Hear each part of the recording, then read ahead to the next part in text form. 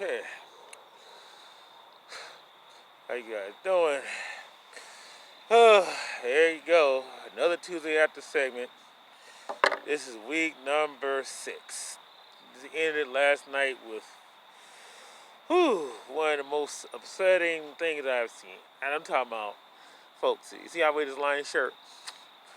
I've been a Lion fan ever since I was probably, 6, 7 years old.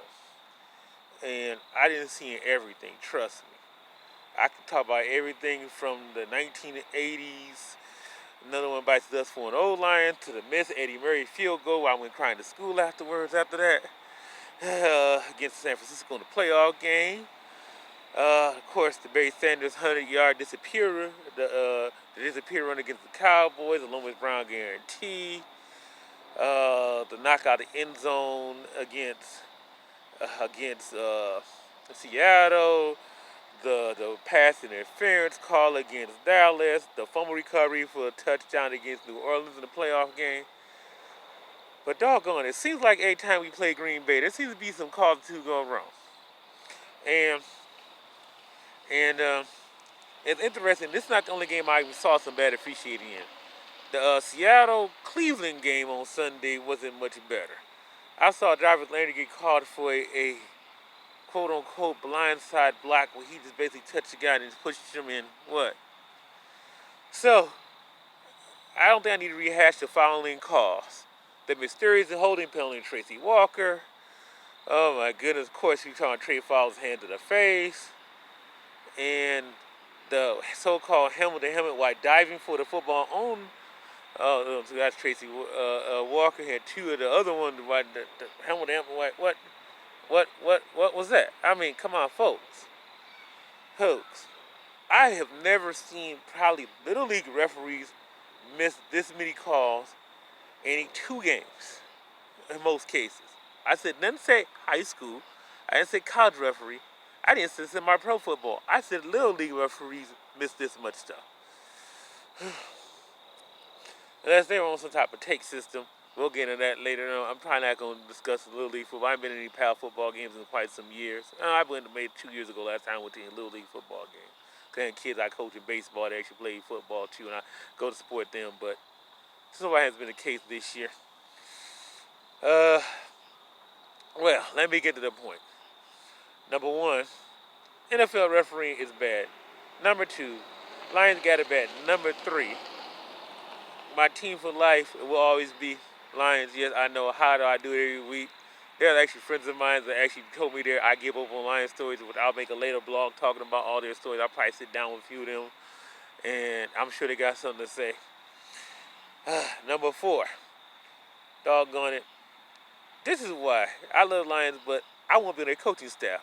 Because I probably got fired today because I would have totally went ranting with the referee, threw stuff on the field. I wouldn't have gave a doggone this point.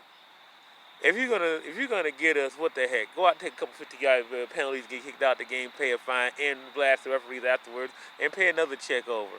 Until you look at the film afterwards. They apologize to me later, I don't care. Here goes the check. Number 4, with that being said, I wanted to hear Patricia just go nuts to it. Not look at the referee and say, hey, whatever happened. I'm talking about totally go throw something on the side and lose it. Not in the locker room private, totally in public, just once. Just once. Don't have to be Mr. Cool Coach all the time. I coach, I'm usually going to be very, very calm, but every now and then, I got to go. Let it rip. You got to do that. Referees, officials, and your players. And it's not your assistant coach. It happens in sports. You don't have to be a robot. It's okay. You don't have to be Bill Belichick's spot. Full permission to blast off on it. But that being said, there's other NFL refereeing. I've seen some of the worst refereeing ever in this league. It ain't just the Lions, but it's like Lions get the screw into the deal in the close games all the time. It always happens towards the end of the games. So, what's the difference between him and the referee and the guy at Foot Locker that totally just messes up get your wrong size clothes or say you something that's mislabeled the wrong size? What is the difference? What's absolutely different? I don't know. There's none. So yeah, I'm upset. Yes, I am ticked off, and yes, I am hot. I ain't gonna hold it up to say that I can even stand it now at this point. It just is like, come on. I just asked for one thing: a good, fair called game And if you're not certain what the call is, don't make the call. And I have a little solution for your referee problem. We're gonna hammer a player evaluation chart, like the referee evaluation chart, not to decide who's gonna referee the Super Bowl. That you keep to keep your job.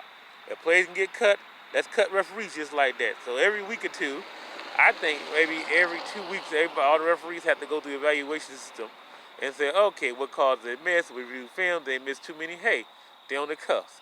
Jam other backup guys ready to go and roll with this. To become officials right away, who's right behind them, and they should get paid while they're in training for half a salary of the referee. Also, the NFL needs to be, maybe not quite full time, but I think they need to come in the office at least a couple times a week and review film. They should be studying film, calls and calls and calls, at least, let's say if they don't want to be 40 hours a week, definitely 25 hours a week. That should be just film study. Just, hey, watch angles, watch. God, you didn't pay $200,000-$300,000 a year. Doggone, you can't get this many calls wrong the game. Heck, you wouldn't be allowed to do this as a high school referee. I know this already. Heck, I blew that many calls. I might have attended myself a couple games from refereeing. Heck, I refereed before, and I don't think I missed this many calls being 17 years between. I could referee basketball. And you're going to miss 4 or 5 calls. I don't think I missed maybe about 3, and I was 17 years between referee games. Give me a break. You doggone it. Well, other thoughts, I'm not even going to talk about the game except for a couple of things. Props to Pittsburgh for getting themselves out of the hole with the third string quarterback. Chargers falling apart. Cowboys now, we're going to find out Dak Prescott for real because he has no wide receivers to throw to. And, what else? And I guess now I look forward to next Sunday, the Lions versus the Vikings at home. Which I hope the Lions go tick off and knock the crap out of somebody and just take care of business. Just destroy them from get-go. Henceforth, we'll sold out on rock, and then, hey, that they'll be able to hear everything at where the OPAC Superdome site is. They'll be cheering so loud they can hear it out there and from an indoor stadium. So, folks, yeah. Referees should be evaluated on the chart. And if they fail the chart, you have the backup guy ready. They don't probation status to get 2 weeks off, then 5 weeks off, and maybe 8 weeks off, then the whole season off. Then after that, they mess up more than 4 or 5 calls like that in any 3-week period. They done. Go back and referee NCAA football. Plenty of spots there. You gotta get these things right. And also, I think, and I hate to say it, but we gotta expand replays to discuss calls like as such stuff as hands to the face. Yes, that should be a reviewable play. And that helmet stuff, like they do in college football, and review it. I'm sure you folks gonna get tired of replay. Well, guess what? Would you rather get it right? I'll take extra 10 minutes added onto the game. Anybody got any games against that? Let me know. But yeah, there should be referee accountability and more expanded replay. That's all I gotta say. Anybody got any points or counterpoints? Feel free to comment on the page. Peace out. Deuces, go Lions. And